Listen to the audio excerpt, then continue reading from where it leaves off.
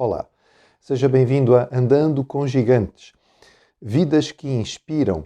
Um tempo de meditação na vida de alguém que deixou uma marca que é sempre exemplo para nós e motivo de admiração e também de cópia, podemos dizer assim. Se você frequenta a igreja, normalmente está acostumado a que os evangélicos gostam muito de cantar e provavelmente conhece muitos hinos.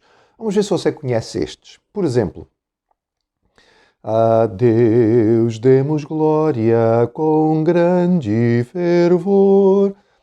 Sim, este é o hino conhecido, não é o número 15 do cantor cristão. Vamos ver se você consegue conhecer um bocadinho mais. Um bocadinho mais à frente, nós vamos encontrar assim. Vem Espírito Divino, grande ensinador. Também é conhecido, não é? É verdade. É um hino também muito belo na sua mensagem. Ou, por exemplo, este. Louvai, louvai, Cristo bom Mestre Divino. Também conheceu? Muito bem. Meus parabéns. Afinal, você conhece muitos hinos do cantor cristão. Só mais um. Se eu tiver Jesus ao lado e por ele auxiliado. Também conhece? Oh, que maravilha! E talvez diga assim, bem, hoje em vez de nos contar a vida de alguém, o pastor resolveu cantar. Não. Sabe porque é que estes hinos foram escolhidos? Se calhar já adivinhou, não é? É que todos foram compostos pela mesma pessoa. Eu estou a falar sobre Fanny Crosby. Fanny Jane Crosby nasceu em 24 de março de 1820 nos Estados Unidos. Ela é a filha única de John e Mercy Crosby. Ela nasceu numa família que tinha uma herança, uma tradição muito significativa. Eles eram herdeiros dos puritanos. Os seus descendentes, ou seja, as pessoas de quem ela tinha vindo, faziam parte, por exemplo, os fundadores da Universidade de Harvard e, inclusive, pessoas que tinham vindo no famoso navio Mayflower, aquele que trouxe os puritanos para as novas colônias americanas. Parecia tudo muito bom, não é? Afinal de contas, ela nasceu numa tradição cristã pura, tão significativa. Com 6 semanas de idade, Fanny teve uma conjuntivite grave. Em 1820, naquele tempo, não se sabia tratar muito bem destas coisas e o tratamento era feito através de emplastros de mostarda. O que aconteceu foi que realmente a infecção foi debelada, mas queimou-se o seu nervo óptico e ela ficou cega, absolutamente cega. Com 6 meses, o seu pai morria e ela ficou órfã de pai. E uma vida que podia ter começado tão bonita, digamos assim, afinal tornou-se bastante complicada. Mas a verdade é que, apesar destas dificuldades, Fanny Crosby foi criada num lar cristão e desde muito cedo orientada nos caminhos do Senhor. Com 8 anos, ela já demonstrava uma aptidão para a poesia, compondo os seus primeiros versos. Com 10 anos, sendo cega, mas aprendendo a ler através do texto do Braille, ela era capaz de fazer a leitura e decorar textos bíblicos. Ela decorava cerca de 10 capítulos da Bíblia por semana. Com 15 anos, ela sabia de cor o Pentateuco inteiro, os 4 Evangelhos, o livro de Provérbios e grande parte do livro de Salmos.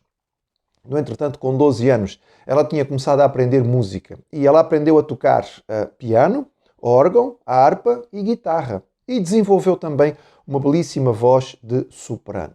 Apesar então da sua cegueira e das extremas limitações que tinha, ela começou a investir na utilização deste dom, deste talento natural que Deus lhe deu, compondo versos, compondo poemas e também melodias com muita facilidade. Começou a publicar algumas destas poesias, apesar de que ela sempre dizia que as suas poesias não estavam terminadas, mas a verdade é que elas marcavam e impactavam as pessoas. Fanny Crosby não pertenceu a apenas um grupo. Ela foi membro durante muitos anos da Igreja Batista da Sixth Avenue, em Brooklyn, no Nova York, mas ela participou de igrejas presbiterianas, metodistas. Ela esteve envolvida num movimento chamado de santidade, que teve um grande significado nos Estados Unidos. E, sobretudo, utilizando o dom que Deus lhe deu, ela compôs vários cânticos de apelo e que eram usados nas campanhas evangelísticas, por exemplo, de Moody. Vários autores reconheceram que uma parte significativa do impacto destas campanhas tinha a ver com a capacidade das músicas tocarem os corações, e Fanny Crosby compôs muitos dos hinos que eram usados nesta situação.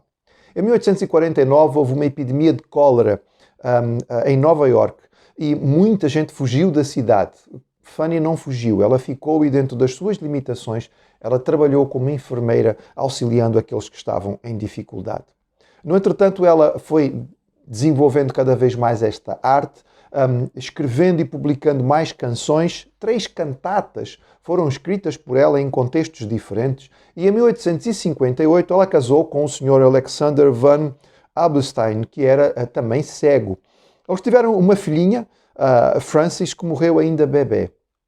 Impactada pela experiência da perda do seu bebê, Frances escreveu o cântico Seguro nos Braços de Jesus, falando sobre o quanto tinha sofrido o seu coração de mãe, mas a sua convicção de que o seu bebê estava com o Senhor. Ela reconheceu ao longo da sua vida que provavelmente o seu grande investimento na área da adoração e na composição de tantos cânticos e tantos hinos tinha acontecido porque ela era cega. Em vários momentos ela louvou a Deus por causa da sua cegueira, dizendo: se eu tivesse sido normal, eu provavelmente teria seguido um outro tipo de vida. Mas pelo fato de ter esta limitação, eu acabei por me concentrar nas coisas do Senhor e eu agradeço a Deus, porque desta maneira Ele me permitiu usar a minha vida para a sua adoração, não é? O seu louvor e de alguma maneira abençoar as pessoas à minha volta através da edificação dos cânticos e das poesias, mas também do chamar o pecador para o arrependimento. Numa fase mais avançada da sua vida, Fanny voltou-se para o trabalho social.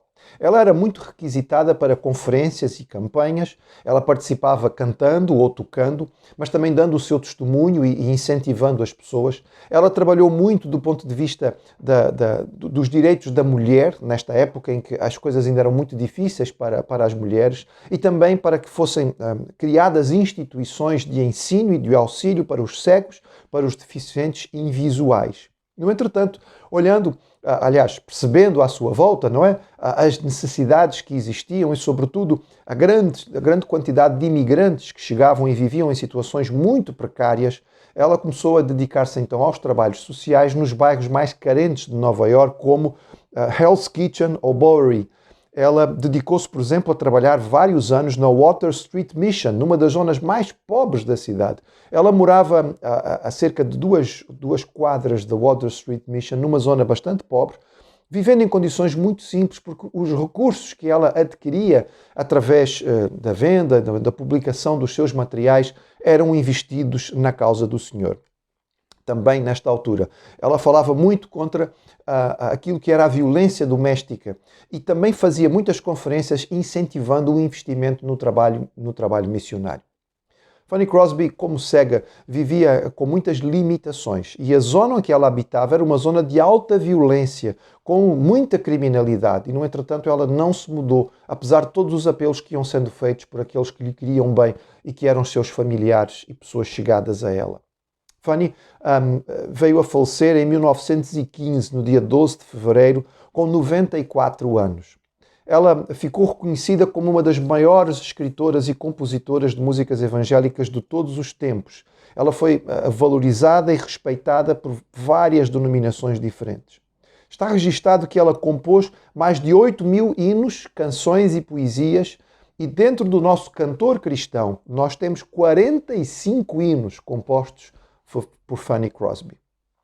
Quando olhamos para uma vida como esta, nós percebemos que às vezes reclamamos tanto das nossas dificuldades e limitamos tanto aquilo que pode ser feito por nós.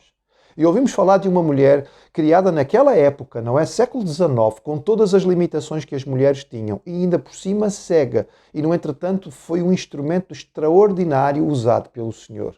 E percebemos que estamos andando com gigantes. Vidas que realmente nos inspiram.